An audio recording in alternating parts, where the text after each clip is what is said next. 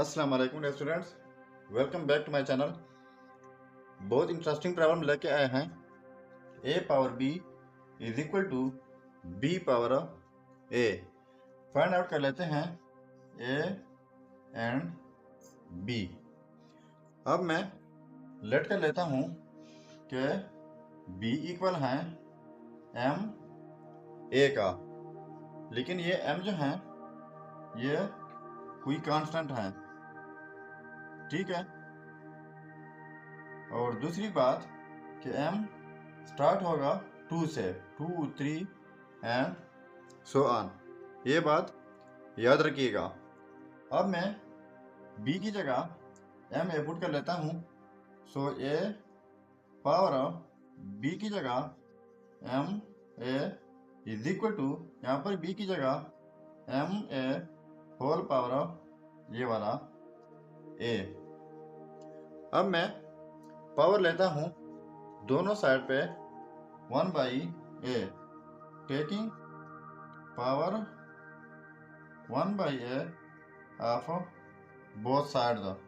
So a power m a whole power 1/a is equal to m a power a whole power 1/a। अब हमारे पास law of exponent है कि किसी base के ऊपर दो पावर्स हों तो वो पावर्स प्रोडक्ट होते हैं आपस में। तो ये पावर्स प्रोडक्ट होके ये वाला ए ये कैंसिल आउट हो जाएंगे और ये भी कैंसिल आउट। सो हमारे पास रह जाएगा a power m is equal to, यहाँ पर m a। अब ये a जो है इसको इस साइड पर शिफ्ट कर लेते हैं, तो ये a पावर m यहाँ पर प्रोडक्ट में है तो इस साइड पे आके डिवीजन में हो जाएगा is equal to m। So अब ये इसके लिए लॉ ऑफ एक्सपोनेंट है x power a divide by x power b is equal to x power a minus b। इसका मतलब यह है कि अगर सेम बेसिस हों, डिफरेंट पावर्स हों, तो पावर इस तरह नेगेटिव में आ जाते हैं। तो ये इन बेसिस में एक ही बेस लिख लेंगे, पहले ऊपर वाला पावर लिख लेंगे, फिर इसका पावर 1 है तो नेगेटिव 1 पावर हो जाएगा इज इक्वल टू m। अब ये हमारे पास ये आ गए। फिर से मैं पावर लेता हूँ, power taking power 1/ma of both sides. So a power m minus 1 whole power 1/m minus 1 is equal to m power 1/m minus 1। तो इसी रूल के तहत जब दोनों पावर प्रोडक्ट हो जाते हैं तो ये कैंसिल आउट हो जाएंगे।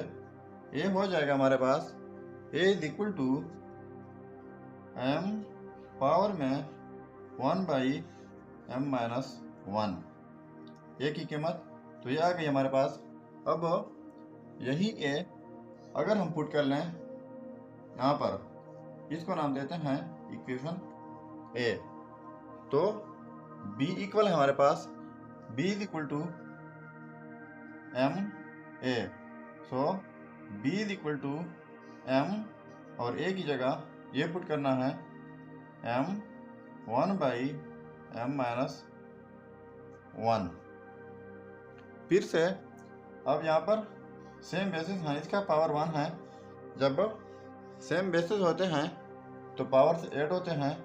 सो b इज इक्वल टू, एक ही m लिख लेंगे और पावर्स ऐड हो जाएंगे 1 plus 1/m minus 1। So b is equal to m, ये m माइनस 1 हो जाएगा plus 1 divide by m minus 1। तो ये कैंसिल आउट हो जाएंगे। b is equal to m power m by m minus 1। So ये आ गई हमारे पास b की वैल्यू। अब ये दोनों वैल्यूज यानी a की ये वाली, b की ये वाली, और हम ये भी जानते हैं कि m कोई कांस्टेंट है और 2 से स्टार्ट हो रहा है एंड सो ऑन। अब फर्स्ट ऑफ ऑल 2 पुट कर लेते हैं, इसके बाद 3 एंड सो ऑन। तो इन a एंड b में अब पहले 2 पुट कर लेते हैं। Put m is equal to 2, so a is equal to m की जगह 2 एंड 1 बाई m की जगह 2 minus 1, so a is equal to 2 power 1 by 1, a is equal to 2। ये आ गई a की वैल्यू। अब इस तरह b जो है m की जगह 2 divide by 2 minus 1, so b is equal to 2 power 2 by 1, b is equal to 2 power 2, b is equal to 4।